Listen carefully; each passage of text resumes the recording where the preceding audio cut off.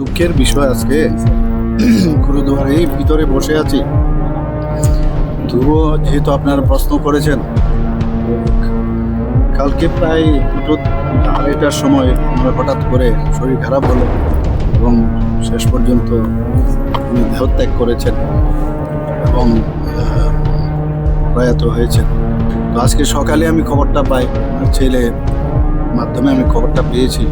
আমাদের তরফ থেকে আপনারা যখন উনি অসুস্থ হয়েছেন তবে থেকে আপনারা দেখেছেন আমরা কিন্তু চেষ্টা করেছি ওনাকে বাঁচানোর, এবং এখানে যা যা করানো হয়েছে ইমার্জেন্সি বেসিসে। আমরা এটা একেবারে কার্ডিওভাস্কুলার অ্যাক্সিডেন্ট সিবিএ হয়েছিল, এবং গ্রিন করিডোরও আমরা করেছি। আপনারা জানেন যখন টিএমসিতে ভর্তি হয় সবই করলাম। এখান থেকে আমরা এয়ার অ্যাম্বুলেন্সও পাঠিয়েছি। ওনার ছেলেমেয়েরা যেটা বলছিলেন যেখানে যে হসপিটালে নিয়ে যাওয়া সেখানে আমরা পাঠিয়েছি। আমি নিয়মিত খবরও রাখতাম।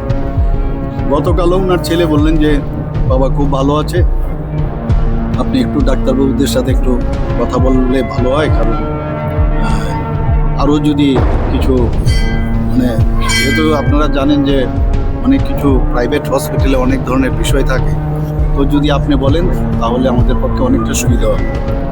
বাস এরপর তো এই ঘটনা ঘটলো। আমি প্রায়শই ডাক্তারবাবুর সাথে কথা বলতাম, যিনি অপারেশন করেছেন, আগরতলা এসেছিলেন, আমার সাথে কথা বলেছেন।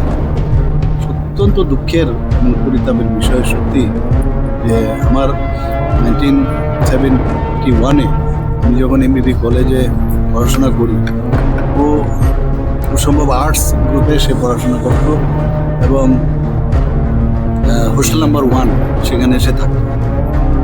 আমরা বলতে গেলে ব্যাচমেটে ওর থেকে 1 বছরের ছোট হবে, কিন্তু সত্যি একজন প্রিয়জনকে হারালাম, বন্ধুকে হারালাম, এবং ত্রিপুরাবাসীর জন্য এবং বিশেষ করে আমাদের অ্যাসেম্বলির জন্য একটা বড় ক্ষতি হয়ে গেল।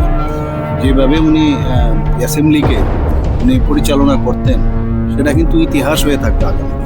একটা বিরাট লস হয়ে গেল। ওনার পরিবারের প্রতি আমার সহমর্মিতা রইল এবং ওনাদেরকে যেন শক্তি দেয়। এই যে লস হলো সেটা ওনারা যেন সহ্য করে আগামী দিন চলার পথে যেন কোনো সমস্যা হয়, ভগবানের কাছে সেটাই প্রার্থনা করব এবং ওনার আত্মার সদ্গতি কামনা করি।